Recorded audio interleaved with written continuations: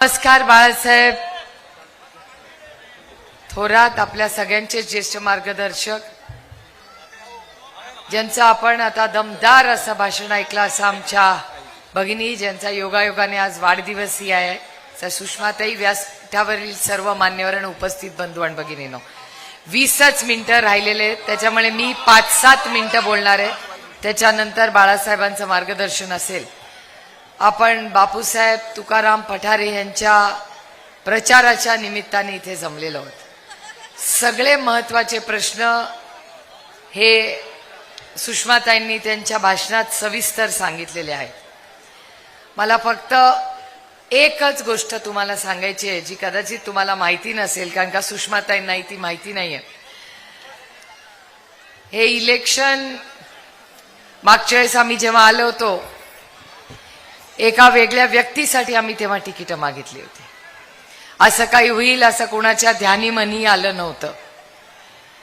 ज्यांच्या एबी फॉर्मवर शरद पवारांची सही आहे, म्हणजे मागच्या वेळीचं तिकीट हे शरद पवारांच्या सहीवर मिळालं, त्या व्यक्तीने काय केलं हे तुम्हाला सगळ्यांनाच माहिती आहे. पण सगळ्यात आश्चर्याची गोष्ट अशी आहे की ज्या व्यक्तीने ज्या पोर्श गाडीचा उल्लेख सुषमाताई तुम्ही केला, तुम्ही त्याच्यासाठी लढला, हे याच्याबद्दल माझा सार्थ अभिमान आहे तुमच्याबद्दल. कारण सुषमाताई पोलीस स्टेशनला जाऊन बसल्या, त्या अन्यायाच्या विरोधात रवींद्र दंगेकरजी आणि सुषमाताईंनी रोज आवाज उठवला. आपण सातत्याने पोलीस स्टेशनमध्ये काय झालं याचा उल्लेख सातत्याने करतो, पण सुषमाताई, ज्या आई वडिलांचा एक मुलगा आणि एक मुलगी गेली, त्यांचे अश्रू आजही थांबलेले नाहीत.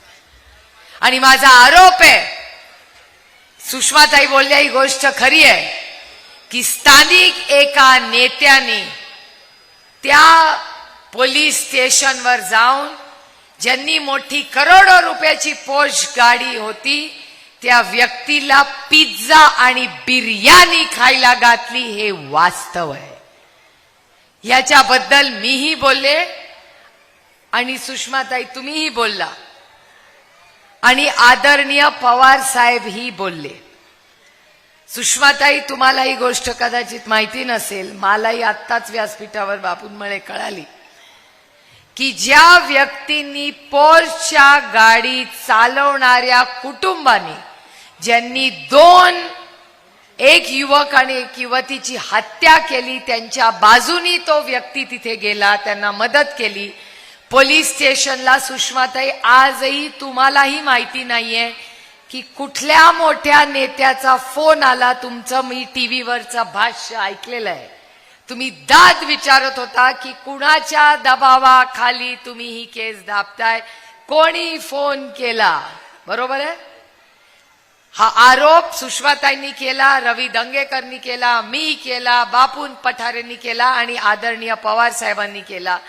तुम्हाला आश्चर्य वाटेल, ज्या 80 वर्षाच्या योद्ध्याबद्दल तुम्ही तुमच्या भाषणात बोलत होता, ज्यांनी त्यांच्या एबी फॉर्मवर सही केली आणि त्याच्यामुळे ते निवडून आले, त्यांनी आदरणीय पवार साहेबांना नोटीस पाठवलेली आहे की पोर्श गाडीच्या बद्दल तुम्ही माझी जर बदनामी केली तर तुम्ही कोर्टात खेचीन तुम्हाला.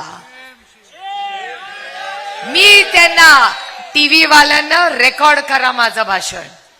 ज्या व्यक्तींनी आदरणीय पवार साहेबांना नोटीस पाठवली की तुम्ही माझी बदनामी केली तर मी तुम्हाला कोर्टात खेचीन, मी पुन्हा पुन्हा एक नाही 100 वेळा त्या व्यक्तीला आव्हान करते की तुम्ही म्हणाल ती वेळ, तुम्ही म्हणाल ती जागा, मी पोर्शच्या त्या मुलांना ज्यांची हत्या झाली त्यांना न्याय मिळाल्याशिवाय स्वस्थ बसणार नाही.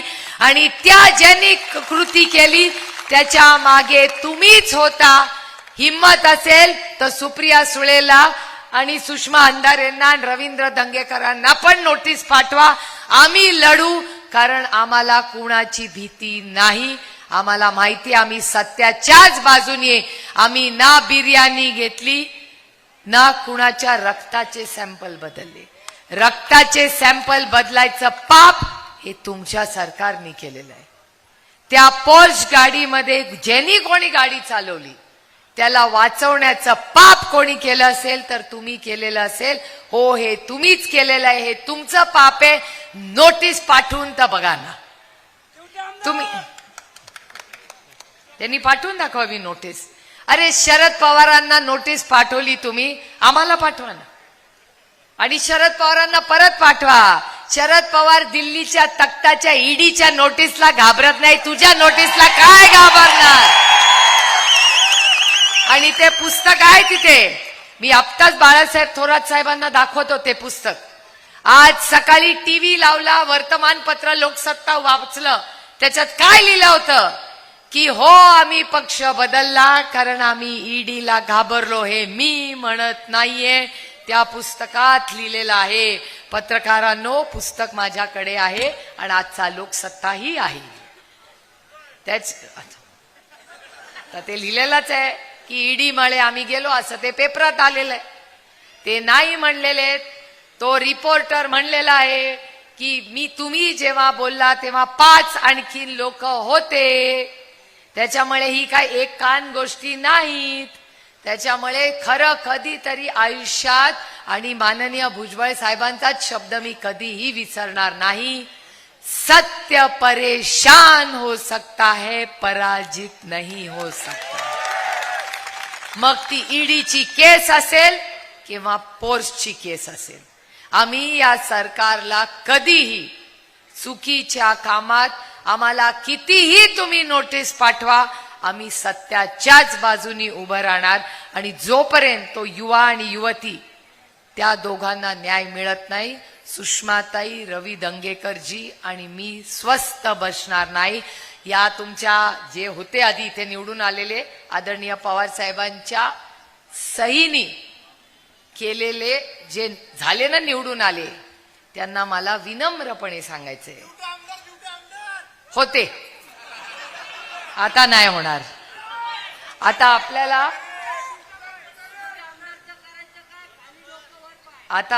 मला तुम्हाला सांगायचं, आता आपल्याला इथे ताई ज्या जोराने म्हणला, आपल्याला इथे तुतारी वाजवायचे. कशासाठी वाजवायचे आता लक्षात ठेवा. आपला नंबर काय, कुणाला बापू किती शब्द झालं, पाणी, रस्ता, वीज, न्याय, कुणाला मतदान करणार.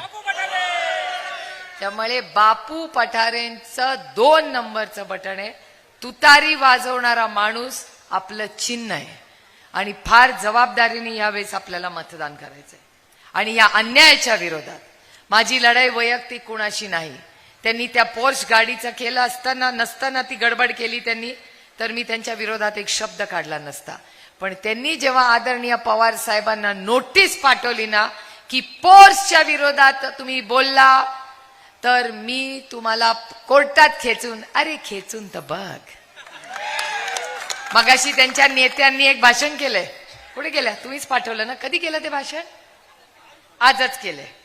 हे पत्रकारांनो माझी स्टाईल नाही, मी लोकशाही पद्धतीने काम करते. मी उगाच कोणाची उणी धुणी काढत बसत नाही. मला एक भाषण दिलं, ताईंनीच आता मला पाठवलं. त्याच्यात त्यांनी असं भाषणात सांगितलंय की अनेक लोकांना मी संधी दिली, पक्षाचं काही नाही, मी पक्षाने काही नाही केलं, मी सगळं केलं आणि मी असं केलं. आणि सगळ्यांची काय, ही भाषा पण नाही बाळासाहेब, तुमची माफी मागून बोलते, माझी आई खूप रागवणार आहे मी असं भाषण केल्याबद्दल, कारण का अशी भाषणं मी करत नाही, कारण का माझ्या संस्कृतीत ते बसत नाही. महिलांनो कान बंद करा, मी आधीच बाळासाहेबांची माफी मागून हे भाषण करणार आहे. हे भाषण माझं नाही, ही भाषा माझी नाही. पण त्यांनी असं म्हणलंय की त्यांची अंडी पिल्ली का काहीतरी आम्हाला माहिती आहे, त्याच्यामुळे त्यांनी भाषण करू नये. अहो, तुम्हाला जशी इथली माहिती आहे तसं आम्हालाही, त्याच्यामुळे जुनं काही काढू नका. आणि काढलं तर त्यांना सगळ्यांना सांगते की मी गप्प बसते, माझं पोट खूप मोठं आहे आणि बोलायला ताकद लागत नाही, ऐकून सहन करायला जास्त ताकद लागते, जी माझ्यामध्ये आहे. पण तरी तुम्ही काहीतरी जुनं काढत बसला तर यहां से भी करारा जवाब मिळेल. आणि मी लोकशाही पद्धतीने काम करते. मी काय उगाच टीव्ही आणि माईक मिळाला म्हणून धमक्या देत बसत नाही. ती माझी स्टाईलच नाही. कारण का मी एकीमेकीची उणी धुणी नाही काढायला आले. आम्ही राजकारणात तुमच्या आयुष्यात एक चांगला बदल घडवण्यासाठी आले, ज्याचा उल्लेख आता ताईंनी भाषणात केला की जेव्हा तुम्ही सगळे अडचणीत होता, जेव्हा पुराची परिस्थिती आली होती, तेव्हा तुमचा हा लेक आणि तुमचा हा भाऊ तुमच्या सुखदुःखात उभा राहिला होता. याच्यासाठी आम्ही राजकारणात आलो. तुमच्या आयुष्यात तुमच्या हाताला काम आणि सन्मानाने जगण्यासाठी काहीतरी चांगलं काम करावं, चांगलं शाळा काढावी, कॉलेज काढावं, चांगल्या आरोग्य सेवा द्याव्या, याच्यासाठी आम्ही राजकारणात आलो. ताई, तुमच्यासाठी राजकारणात आलो की तुमच्या आयुष्यात एक चांगला बदल आपलं राहून गेलं, पण आपली लेक शिकून मोठी व्हावी, खराडीच्या त्या मोठ्या कंपनीत काचेच्या बिल्डिंगमध्ये आपल्या पोरीला नोकरी व्हावी आणि डोळे बंद व्हायच्या आधी आपल्या काचेच्या बांगड्यांमधली एक तरी बांगडी ही सोन्याची व्हावी, एवढंच आमच्या महिलांना हवं. त्यामुळे माझी विनंती आहे की आपल्याला ही लढाई तू मेमे मध्ये नाही करायची. आता त्यांनी काय केलं 5 वर्ष ह्याचा हिशोब करायला नको. आपल्याला शून्यातून पुन्हा एक चांगलं विश्व उभं करायचंय. म्हणून आपण पांडुरंगाचं नाव घेऊन रामकृष्ण हरी म्हणून नवीन कामाला उमेदीने लागलेलो आहोत. त्यामुळे बापू, माझ्या तुमच्याकडून फार अपेक्षा आहेत. आणि बापू निवडून आल्यावर तुम्ही मला एक शब्द द्यायचा आहे की तुम्ही आमदार झाल्यावर, आपलं सरकार आल्यावर त्याच्यात कॅबिनेट मंत्री म्हणून आपले ज्येष्ठ मार्गदर्शक असतीलच. आता बापूंचं नाही बोलत आहे मी. आता तुमचा उत्साह असा झालाय की आता मी अडचणीत आले की अरे बापरे, आता हे काय. आपल्याला मार्गदर्शन करायला बाळासाहेब असतीलच, पण बापू तुम्ही मला एक शब्द द्यायचा आहे की ह्या तुमच्या मतदारसंघात पुढच्या 5 वर्षात कधीही कुठलाही ऍक्सिडेंट झाला तर तुम्ही पोलीस स्टेशनला जाणार नाही, तुम्ही हॉस्पिटलमध्ये जाऊन त्या गरीब माणसाला मदत कराल. हा शब्द तुम्ही मला द्या. आज नंतर एकाही पुण्यामध्ये आपलं सरकार आल्यावर माझी ही मागणी ही बाळासाहेबांकडे आहे. बाळासाहेब, माझी बहीण, मला मुलीसारखी, बहिणीसारखी, लेकाईसारखी आपली जया, ती फक्त बाळासाहेबांची मुलगी नाही, आपल्या सगळ्यांची बहीण आहे.